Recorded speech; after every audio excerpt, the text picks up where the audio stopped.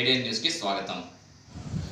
తిరుపతి జిల్లా శ్రీకాళహస్తి పట్టణ చెందిన తెలుగుదేశం పార్టీ జిల్లా పార్లమెంటు మహిళా అధ్యక్షురాలు చక్రాల ఉష తెలుగుదేశం పార్టీకి రాజీనామా ప్రకటించారు.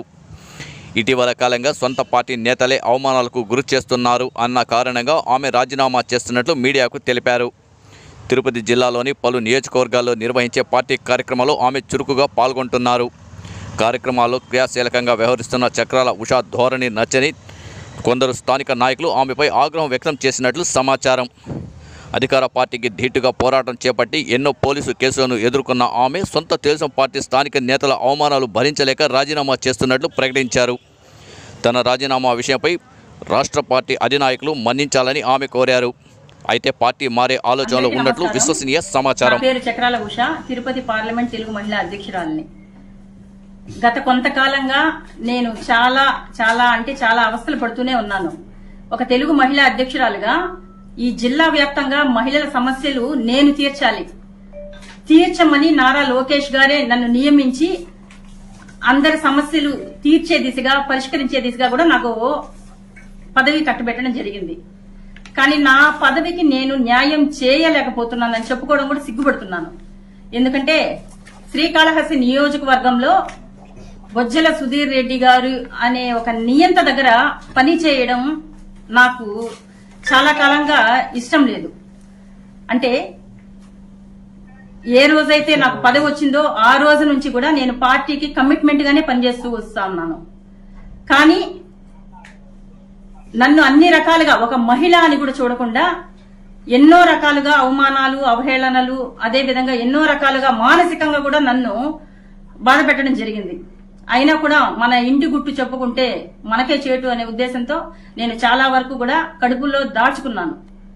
కానీ కేవలం నేను పార్టీకి కమిట్మెంట్ గా పనిచేస్తున్నాను అనే ఉద్దేశంతో మాత్రమే సుధీర్ రెడ్డి గారికి నా మీద కక్ష పెరుగుతూ వస్తా ఉంది.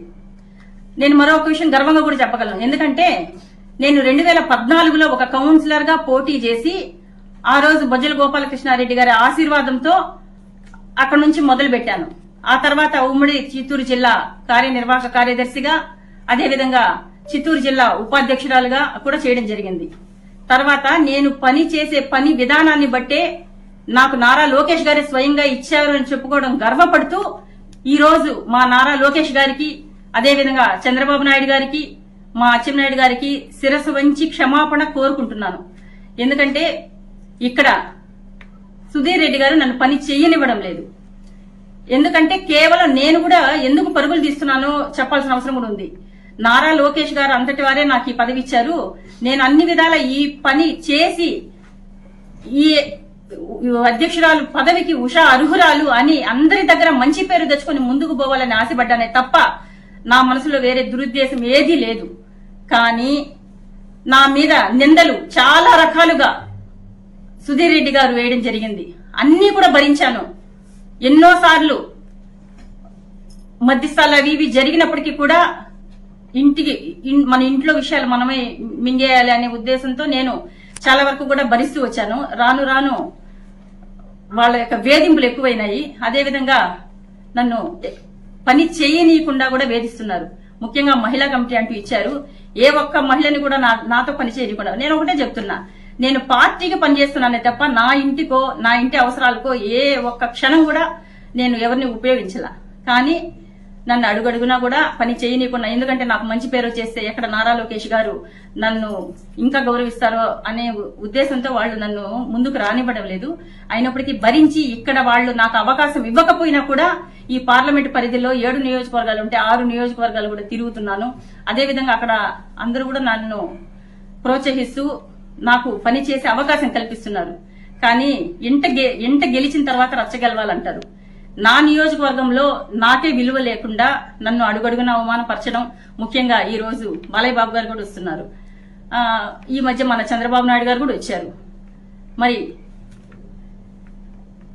సుధీర్ రెడ్డి గారు టికెట్ వచ్చిన తర్వాత అందరినీ కలుపుకొని, ఇటు జనసేన వాళ్ళు అసంతృప్తిగా ఉండొచ్చు, బీజేపీ వాళ్ళు అసంతృప్తిగా ఉండొచ్చు, వాళ్ళనందరినీ కూడా కలుపుకొని అందరూ ఏకతాటి మీద నడిచి పార్టీని గెలిపించండి అని బాబు గారు చెప్పినప్పటికీ కూడా మరి సుధీర్ రెడ్డి గారు పెడచెవిన పట్టి మమ్మల్ని ఒక పురుగుల్లాగా చూస్తా ఉంటే మేము ఎంతకాలం అని శిరస్సు ఉంచుకొని బానిసలాగా పనిచేయాలని మిమ్మల్ని అడుగుతున్నాను. కాబట్టి మనం నచ్చిన వాళ్ళ దగ్గర పనిచేయడం కంటే మనల్ని ఎవరైతే మెచ్చుతారో వాళ్ళ దగ్గర నా పనితనం ఏందో చేసి కూడా చూపిస్తాను అని కూడా నేను ధైర్యంగా తెలియజేస్తున్నాను. మరి ఎక్కడికక్కడ నన్ను కేవలం సుధీర్ రెడ్డి గారు అనే నియంత వలనే నేను కేవలం నాకు ఇష్టమైన పార్టీ, ఇష్టమైన నారా లోకేష్ గారు, ఇష్టమైన చంద్రబాబు నాయుడు గారు, ఇష్టమైన అచ్చెన్నాయుడు గారు, నా తెలుగుదేశం పార్టీని వదిలి కేవలం సుధీర్ రెడ్డి గారు అనే నియంత వల్లే నేను ఈరోజు పార్టీకి రాజీనామా చేస్తున్నా. మరి తెలుగుదేశం ప్రభుత్వం, తెలుగుదేశం పార్టీ ఏం చెప్తుందంటే మహిళని గౌరవించండి అంటుంది. మరి ఇదే మహిళని కానా నేను? నన్ను ఎందుకు అడుగడుగునా కూడా చెప్పుకోవడానికి కూడా బాధపడుతున్నా. అలాంటి మాటలు మీరు నన్ను అన్నారు, అయినా కూడా భరించా. ఒకసారి 2 సార్లు కాదు, చాలా సార్లు మీరు మాట్లాడినారు, అయినా తట్టుకున్నా. ఎందుకంటే ఒకే కుటుంబం కదా, మా అన్న అంటే తట్టుకోవాలి కదా, మా అమ్మ అంటే తట్టుకోవాలి కదా అని అనుకున్నా. కానీ మీరు నన్ను ఒక బానిసలాగా చూస్తున్నారు. ఎక్కడికక్కడ నన్ను పనికిరాని దానిలాగా చూస్తున్నారు. ఒక్క ఓటే కదా ఏం చేయగలుగుతుంది అనుకుంటున్నారు. చక్రాల ఉష అంటే ఒక్క ఓట 100 ఓట్ల, 1000 ఓట్ల, 10,000 ఓట్ల చేసైతే ఖచ్చితంగా నిరూపిస్తాను. ఎందుకంటే బాబు గారికి మళ్ళా నేను క్షమాపణ చెప్తున్నాను, మా నారా లోకేష్ గారికి కూడా మళ్ళా క్షమాపణ చెప్తున్నా. సార్, నేను ఇప్పటి వరకు నేను నమ్మే శ్రీకాళహస్తీశ్వరుని మీద ప్రమాణం చేసి చెప్తున్నా, పార్టీకి ఎక్కడా కూడా ద్రోహం చేయలా, పార్టీని ఎక్కడా కూడా కించపరచలా, పార్టీకి కమిట్మెంట్ గా ఇక్కడ సుధీర్ రెడ్డి గారు నాకు సహకరించకపోయినా కూడా పార్టీ కోసమే పనిచేశా. కానీ నన్ను పార్టీకే వాళ్ళు పని చేయనివ్వడం లేదు. అయినా కూడా భరించి నేను అన్ని నియోజకవర్గాలు తిరుగుతుంటే అక్కడ కూడా నన్ను చేయనీయకుండా నన్ను ఎన్నో రకాలుగా అవస్థలు పెడుతున్నారు, మానసికంగా హింసించారు. ఆఖరికి నా బిడ్డ ముందర నన్ను చెప్పరాని మాటలు కూడా చెప్పడం జరిగింది మా సుధీర్ రెడ్డి గారు. అదే విధంగా మా ఆయన ఒక భర్తగా కన్నా ఒక ఫ్రెండ్ గా నాకు ఒక బాడీ గార్డ్ కూడా నేను చెప్పొచ్చు. నేను బాధతో చెప్తున్నాను, లేకపోతే మా ఆయనకి నేను కాళ్ళకి నమస్కారం చేసి చెప్తున్నాను నాకు తెలియట్లా. నాకు అన్ని విధాల సహకరించి ఎక్కడ కూడా ఈ పురుష ప్రపంచంలో ఆడవాళ్ళని ముందు పెట్టరు.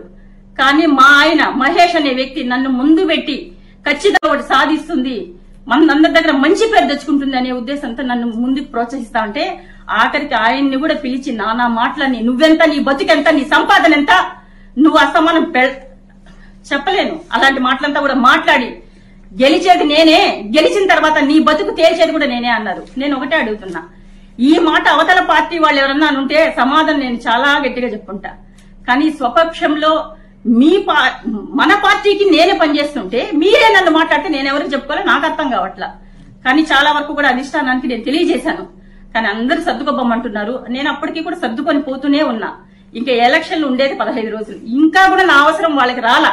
బొజ్జల సుధీర్ రెడ్డి గారికి, బొజ్జల బృందమ్మ గారికి అదేమంటే అందరికీ కూడా నా గురించి ఏదో చాలా రకాలుగా చాలా విషయాలు పంచిపెట్టారు. కానీ అవన్నీ కూడా అవాస్తవాలు.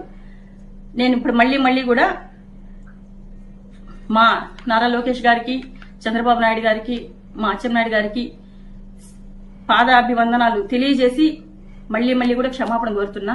నేను మీరు ఇచ్చిన పదవికి న్యాయం చేయలేకపోతున్నా, ఇక్కడ నన్ను చేయనీయడం లేదు. కాబట్టే నేను పార్టీకి రాజీనామా చేస్తున్నాను. ఈ సందర్భంగా నన్ను లోకేష్ గారు మరొక్కసారి కూడా క్షమించాలని మాత్రం కోరుకుంటున్నాను.